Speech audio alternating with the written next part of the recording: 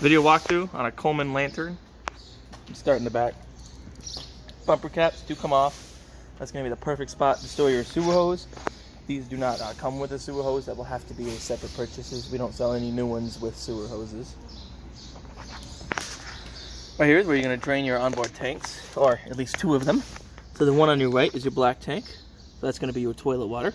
The one on your left is your gray tank. That'll be like your sink and shower water. Always make sure that these handles are all the way in. You just pull them in and out like that to open and close them before you take your cap off, because that little section will be full of residue if not otherwise. You can even see the tank right there. Then I always do the black tank first. Let that get all the way dumped out, and then I switch to gray tank. That'll flush out your hose. That way when you pick it up to move it, to put it in your bumper for storage, it's not dripping in black tank water. Shoal cord, and this is your shoal cord. It's 30 amp. It's built in, so you can't lose it. And this is as far as it goes, and they're about 20-25 feet long. Then when you're done, you just shove it back in there. And you can also, if you see right here, this piece right here opens and closes. You can open it, close it down like that. Makes it look nice and neat. Come in here. It's part of your AC. Just make sure this stays clean. That up there is part of it too as well. Make sure that stays clean as well. Fresh water fill. This is where you are going to fill the onboard fresh tank. Just watch the progress on the monitoring panel on the inside. Don't wait till you hear water squirt out everywhere. All you do is just open that. Just rest your hose in there. Don't try to shove it in there or anything. And then I definitely recommend draining it after every trip. If you had it half full of water, or if you had it full of water and you only used half of it and your next trip isn't for a couple months, or a couple of weeks rather, a couple months would be winter. You don't want it sitting half full of water for an extended period of time, so you definitely want to drain it. To drain it, that's your drain right there. So right now it is set to be draining. So if you're filling it and you're wondering why water keeps coming out from underneath, it's because you need to close your drain valve. City water, this is where you're going to hook your hose up to run off of city water pressure. So you won't need to use your pump. If you're pulling water from your onboard tank, that's when you need your pump. When you're hooked up to the city, you won't need it. It operates off of the pressure from the hose. Here has a lot of good information right there. Unloaded vehicle weight. So right now as this trailer sits, it weighs 2,944 pounds. The gross vehicle weight, that's the most this trailer can ever weigh. That's 3,850 pounds. So that's unloaded vehicle weight plus cargo carrying capacity. And that's how you get that number. So you have a cargo carrying capacity of 661 pounds plus the weight of the tanks. So with a freshwater tank full, it's 175 pounds with all your tanks full.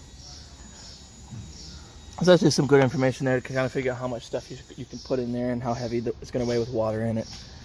Here is a very good number right there, 65 PSI. That's what these tires are at too right now. That's what we checked them. That's what they're at. Definitely recommend checking them before every trip. If you got one of those portable or pocket-sized tire pressure gauges, just keep those with this so you can check it. Just make sure it's good. If not, definitely get it filled to the proper pressure. A blowout on these trailer tires is never a good thing. If you just keep checking tire pressure, making sure it's right, shouldn't have any major issues with your tires. Yes, and definitely go off of this number, not what's printed on the tire. Alright, we're coming on to the front. Single 20-pound cylinder, freshly filled, so you don't have to worry about that. Very simple to use. All the way to the left is on. All the way to the right is off. There is no in the middle. There's no putting it in the middle to maybe try to use less propane. It's all the way to the left, all the way to the right. That's how you get everything to work the right way. Group 24 RV marine grade battery, brand new battery.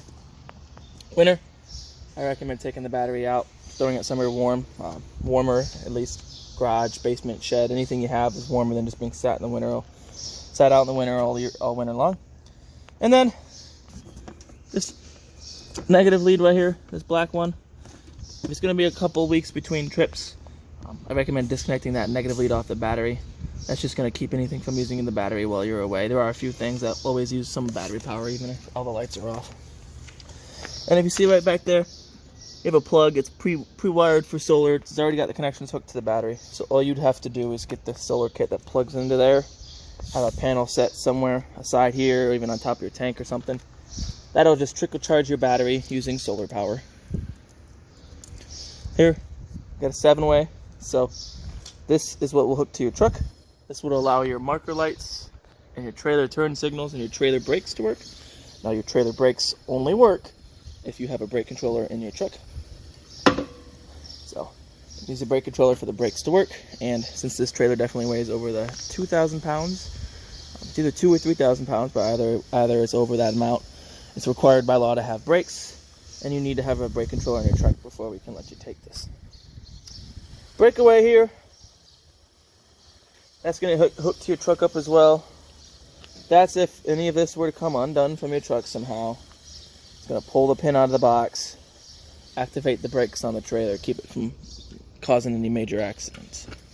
And then chains, when you hook them up, make sure you cross them. It'll create a cradle that if it does come undone, it should catch it. Coming here,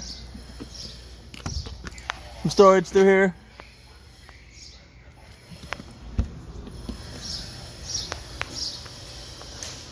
Over here, the hole open for your door, so you can open the door, hook it to here to hold it open. Now, just make sure that you remember that you do this because these are a little fragile. If you hook the door open and you pull on the door to try to close it, this may break, so just keep that in mind. But it's definitely good because your door opens this far and you don't want to open your awning onto the door. It could do some damage, so keep that in mind. Outdoor power. It's GFCI protected. All your GFCI outlets are on the same circuit, so if one will trip, all the other ones will trip as well. And I'll show you on the inside where you reset it. Water heater's very easy to use. So, got your plug. That's the first thing you're going to want to do. That goes in here. So you thread that in there by hand. And then 15/16 is the socket size. So I recommend buying a little short socket with an extension, ratcheting wrench. You can get all that at Harbor Freight for less than 10 bucks, and just keep that tool in here so you can use it. They also make a wrench you can use, but it's more like a wrench and it's kind of hard to get in some awkward spots. So ratcheting wrench is the best way, at least for me. Once you have that plug in, once you hook up water, whether it be turning your pump on, pulling from your fresh tank, or having a city water hooked up, it's going to automatically fill the tank up. Once it's filled, you can light it. The lighting procedure for this is you turn this to pilot. See how that lines up right there? You want it lined up so you can push this red button down. You're going to push and hold this red button down. As you're pushing and holding it, you're going to want to try to light this pilot right there. Barbecue lighter works the best. If you have matches or a cigarette lighter or anything you can to try to get that pilot to light. Once it's lit, and you're confident it's going to stay lit when you let go of that, let go of the red button, pilot should stay lit. Once it's lit, you can then turn this to on. Once it's on, it'll light the burner up.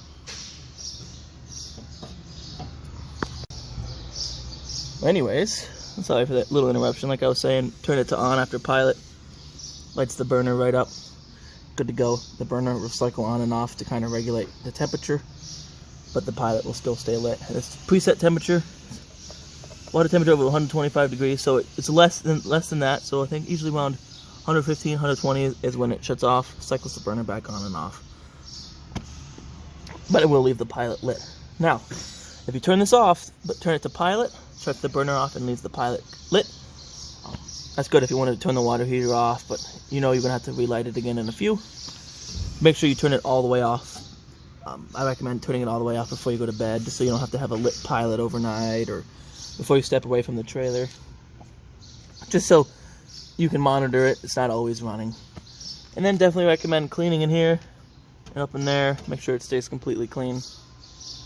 And then definitely recommend draining it after every trip, just like your fresh water. So before you pull your plug out to drain it, open up your pressure relief, just like that. Water will squirt out. Once it stops squirting out, snap that closed, and then you can take the plug out. If you neglect to do this first, you're gonna get a bath because it's all the pressure is gonna come out here, and then you might even lose that cap.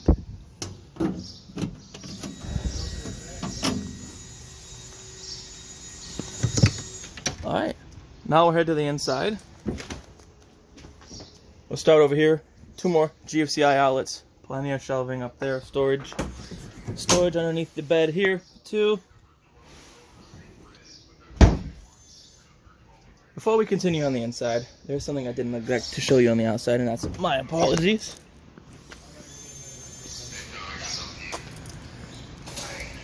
In the back, you have these stabilizer jacks right here. There's a spot for a crank on there, so you can raise and lower them. You can use a 3/4 inch socket on a drill to make that a lot easier to raise and lower. Just make sure you want to lubricate them often. Then these two right here are low point drains. That'll be the lowest point of the water lines. So if you wanted to get some water out of the lines, you could take the caps out of there. My apologies for neglecting to show you that.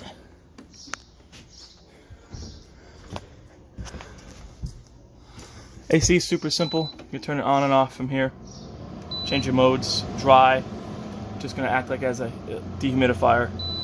Fan is just going to run the fan. Auto is going to allow this to cycle on and off at your set temperature. Cool is just going to continue to run, and you can change your fan speed. Low, medium, high, auto. Sorry, auto for this is going to allow it to cycle on and off at the right temperature.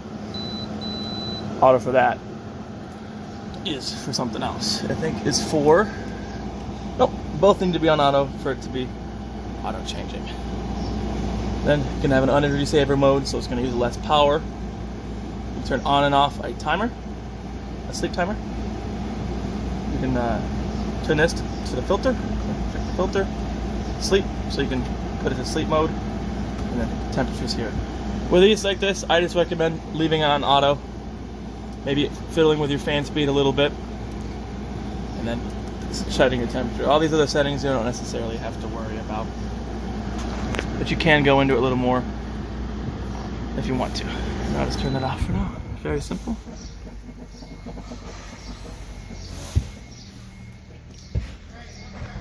Radio, super simple to use. So that turns it on and off. Change your channels here, mute button right here. Change your band, AM, FM. You can change the clock right there. Presets, push and hold to save a preset. USB, auxiliary cord, and there is also Bluetooth. You can Bluetooth your phone to that. So it's very easy. You just tap it through here, auxiliary in. Pairing, then you'd hit this, look for the Boss radio on your phone, and then pair your phone to it. And you go back to radio. Very simple. And then just push and hold, turn it off. Right down here, that's the main resetting GFCI, so that's the GFCI you're going to hit reset on if any of them would have tripped. They're working on getting the table in here. I'm fixing it up, making it okay to be put back in here. So, there will be a table in here. It has folding legs like a traditional folding table. You can have the legs up and use it as a table, or if you fold the legs down and rest the table on these little bumpers right here, then you can take these back cushions, lay them flat. That creates a platform to sleep on. Sleep one adult, maybe they sleep kind of at an angle if you're taller, but two smaller children. Cooktop, all you do is turn to light, then light it with a lighter, whatever you have, a match. Over here, another GFCI outlet spot for a TV. You have antenna power, so if you're going to use your antenna, make sure that's on. And then the other one over there is Wi-Fi power. This does not have the Wi-Fi thing on it. You have to pay to have that installed, and you gotta get a SIM card and the thing on the roof. Then you pay through your phone plan. It's like adding an extra line on your phone plan, basically, just so you can have Wi-Fi in your camper. If you're out for that, it's definitely an option.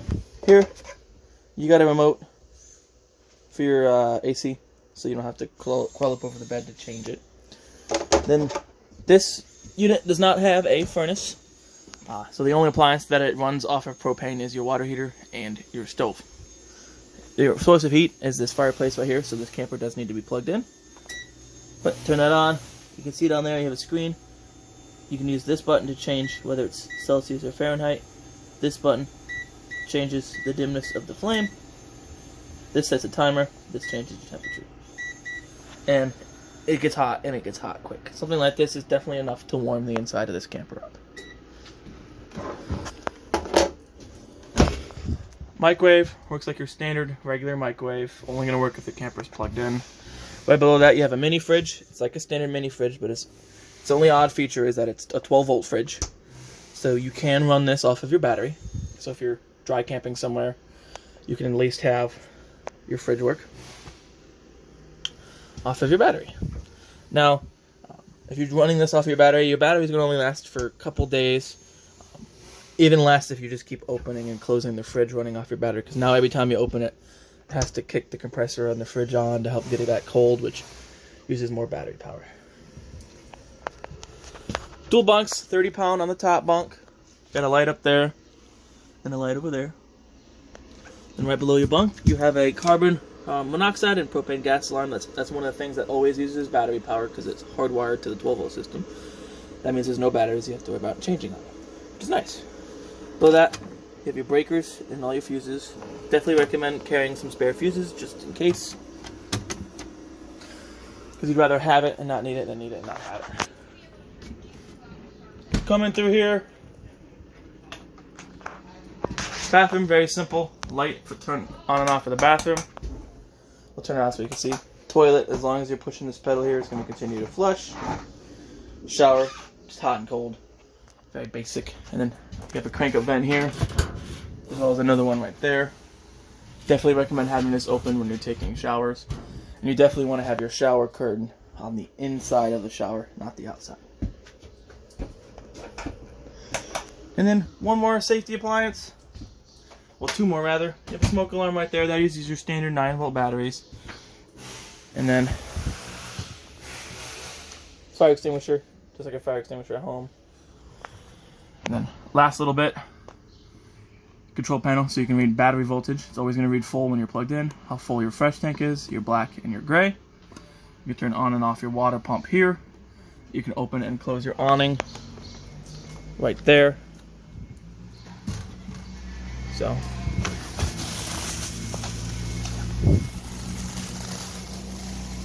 see that? There's some objects in the way, so we won't go all the way out. Does not stop all the way. You will see the bare metal tube. It's a black tube and a flap. It's like a decorative flap that flaps down. When you see that flap down and the bare tube, you're all the way open. They are adjustable, so you can loosen these. You can raise and lower each end, and then you would see how this is moving in like that. You would then tighten that knob back up. That way you can have the awning pitched to one end lower, so if it's raining, you can have water run off to the corner. Now if it starts getting heavy rain, definitely recommend rolling the awning in. Does not roll in automatically. And if you roll it in wet, as soon as you get the chance to, roll it back out to let it dry off. You don't want it holding moistures because it'll get moldy and whatnot.